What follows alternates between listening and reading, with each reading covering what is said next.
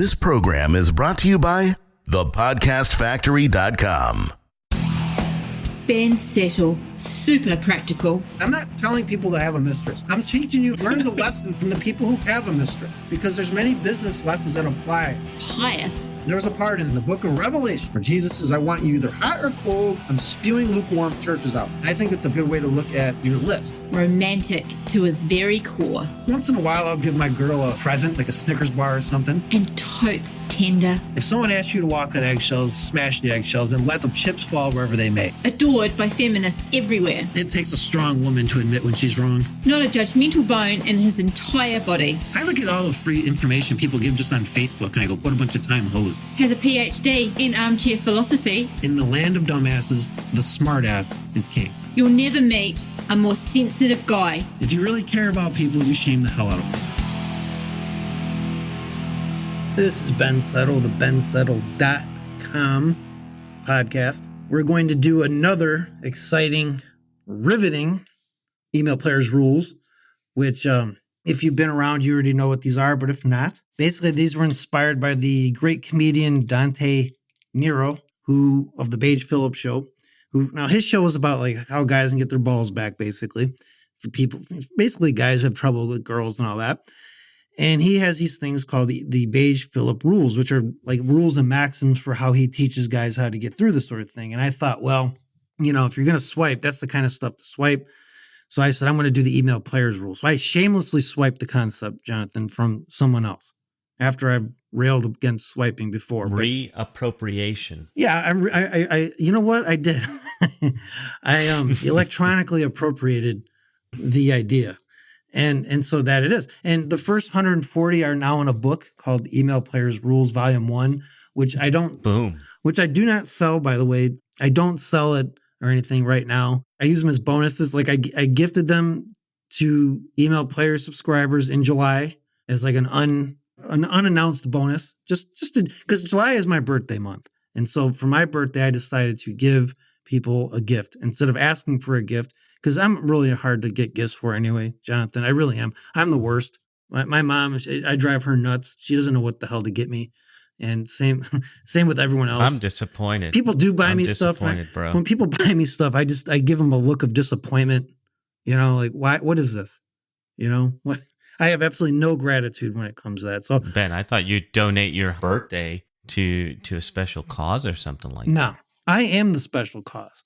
And I, you know, and so my special cause is is myself. No. And so it is. I love it. And I, you know, and that's just how it went. So but that's the first 140. The second 140 will then be volume 2, which basically make up what we're doing, part of what we're doing here. These 7, 162 through 168. I mean, we got a while to go until we get to 280 email players rules, but you know, whatever. We'll get there eventually. I never thought we'd get to 100. So whatever it is. But email players rules are just maxims and principles and rules that I live my life by, personal and business life by, that have helped me out tremendously, giving me lots of peace of mind, more success than I probably deserve, and so forth and so on. And so now we're going to continue that with number 162. And that is, Jonathan, the worst place to invest is where the crowd is. I heard this from this investor actually on Twitter. And by the way, some of these email players rules I've invented on my own little self, somehow invented them. Not very many of them. Most of them I've actually learned from other people in some way, shape, or form. And this one was like this investor guy. And I mean, there's nothing like new to that, but it is true. And it's interesting. There was this direct marketing company where I know some people who work there, and they're like in the financial niche. And I remember one of their copywriters admitting to me, you know, the sad thing is once they get a promotion for us about something in the financial world, it's already too late. It's like, wow. And they all start investing in, and it's not like they're not going to like benefit from it, but it's like really, and you know, by the time when something's truly a secret, that nobody's going to talk about it. Nobody's going to write an informational product about it if it's like, you know, a good place to invest. Why would they? Other than until it's over and then they can profit from it.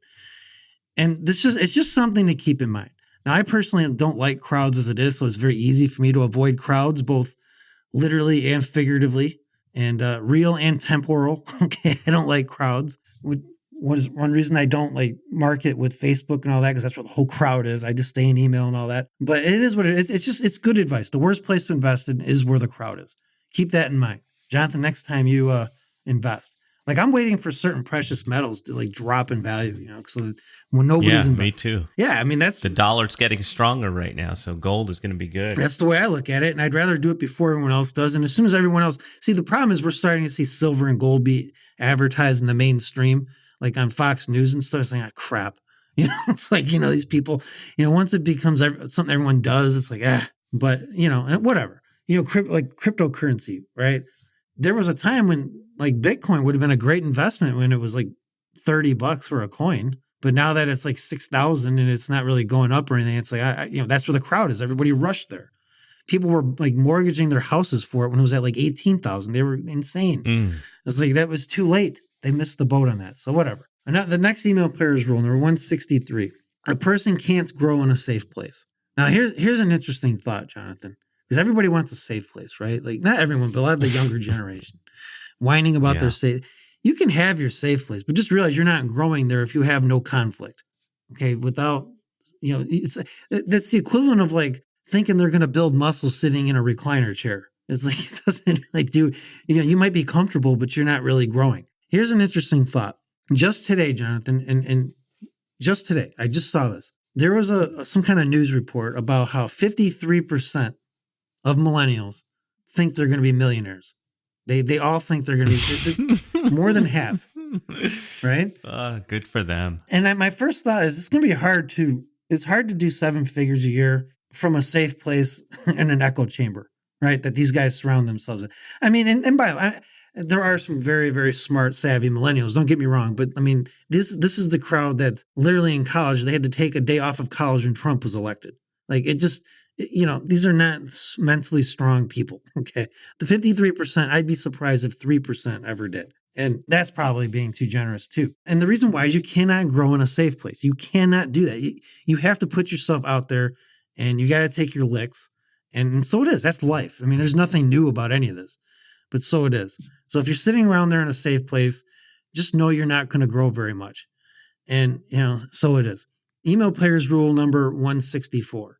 I believe this is President Eisenhower, I believe, said this. Don't quote me quoting him saying this, but I'm pretty sure that's right, King. I have something written in my notes here, and I think it's Eisenhower, but it might be someone else's name. I don't know. Could be Einstein, probably know. But the more secure you are, the less free you are. And I think this is a rule that everyone should understand. People clamoring for security are probably not very free. So, for example, you might have just gotten a very safe, secure job. Right. And if you do, you're just not that free. Like you have somebody now dictating your life for you. You have a boss that tells you when you have to get up and come into work. You have to kiss ass to make sure that you don't get fired. You have to play by all their rules and play the office politics game. And you may be secure, but you're not very free. As opposed to someone who's got their own business. And ideally, Jonathan, someone who's doing direct response marketing, has a good offer and is mailing their list every day, email player style. You may not have the most security at first until you build a good customer base up, but you are more free. At least you have time freedom to pursue the things you want to do. And personally, I would rather have freedom and security.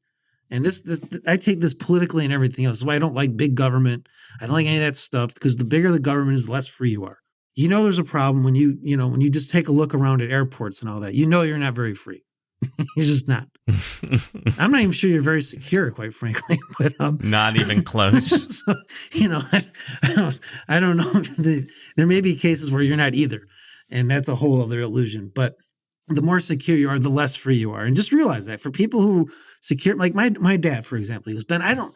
And this was early on in my. Nowadays, he's changed his tune, but earlier on in my business. And when things were always touch and go, he's like, I don't know how you do this. I got to have a paycheck coming in. Now, he was a cop for 20 years. So he was in the police department, the police union and all that. And he's got his retirement and all that. It's all in a fund, a private investment fund that is managed by other cops. And so he's pretty secure, and in retirement, I would say he's secure. And he is free to the extent that, the economy doesn't go all to hell in a handbasket and he doesn't have his pension anymore. Then suddenly he's not going to be very secure, but there's a trade-off there. And that's why he used to say to me, I just need a paycheck. I don't know how you do this. And to me, it's like, I wouldn't have had it any other way. I want to be free. I want to have the time and the freedom to do what I got to do. I don't like being, I mean, you want to, the irony of that is that many of us in the business world do work for, we want some semblance of security, but we never feel secure. And so we just work harder. At least that's been my case. I'm like paranoid about everything, and maybe rightfully so or not. I don't know. But, I still would rather have that freedom than to be boxed in a prison of some kind. In fact, they said there was this meme. I forget who wrote this or not, but there's a place where you'll get free healthcare, free food, free entertainment. Yeah. And it's in a job, and it's called prison. Very secure. You'd be so secure. You're very secure behind those walls when you're not getting gang raped in the shower, I guess. But I mean, for the most part, you got at least you have financial security to a degree. So take that for what it is. Email players rule number 165. This is from a character in the show 24. Now, to me, 24, I'm talking about the Jack Bauer episodes, not the new ones they did, which were just, there's nothing even. 24 is a Jack Bauer, Kiefer Sutherland show. And when he left, it was like, okay, now what? I can't even watch the new ones. But this was back during the Kiefer Sutherland ones. There was a president, played by the actress Cherry Jones, and she was President Taylor. And she said something very interesting. I believe this was season 8. So it's like the last of the normal seasons. And then they did a half season, in 4 years later. But this was the last season. You can only be betrayed by the people you trust. Now let's let that sink in for a second, Jonathan. You can only be betrayed by the people you trust. Now name somebody you trust, Jonathan.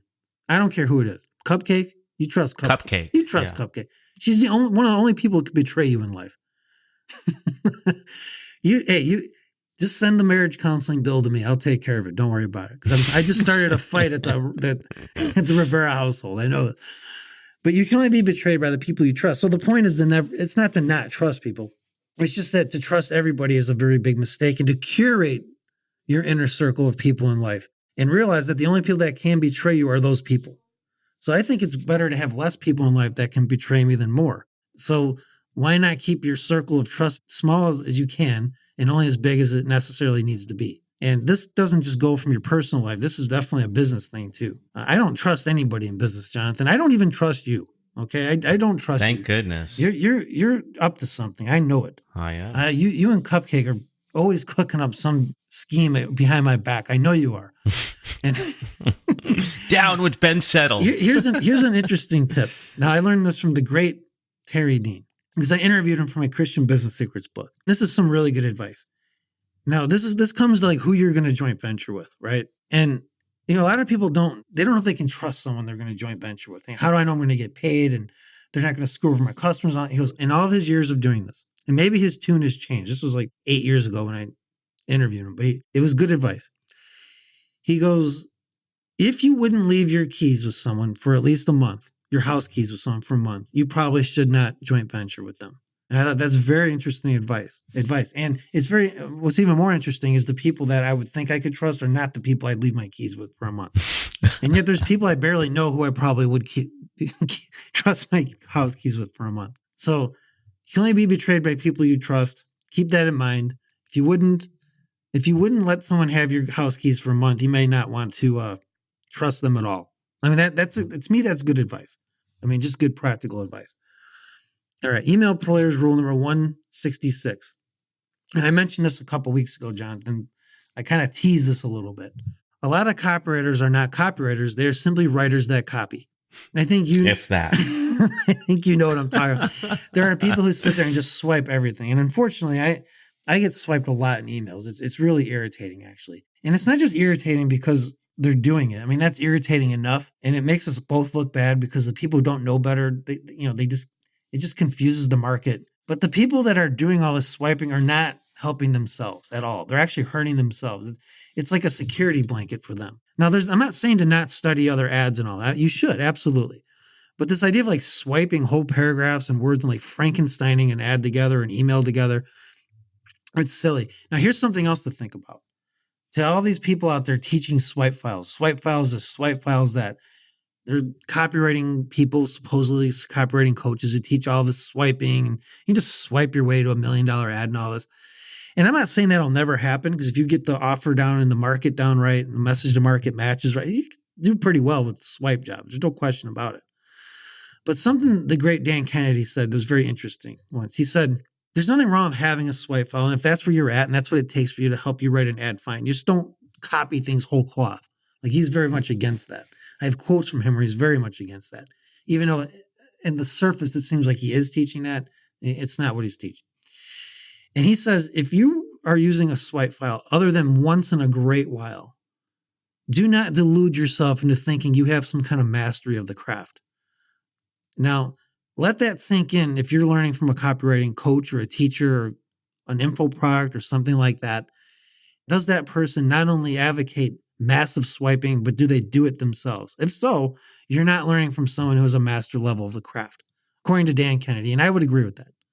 And, I'm certainly no Dan Kennedy, but I mean, I see what he's saying. You want to learn copywriting from people who have a grasp of the fundamentals and principles and have written a lot of ads and have seen a lot of different markets, like a Bob Bly, for example. He's a great teacher.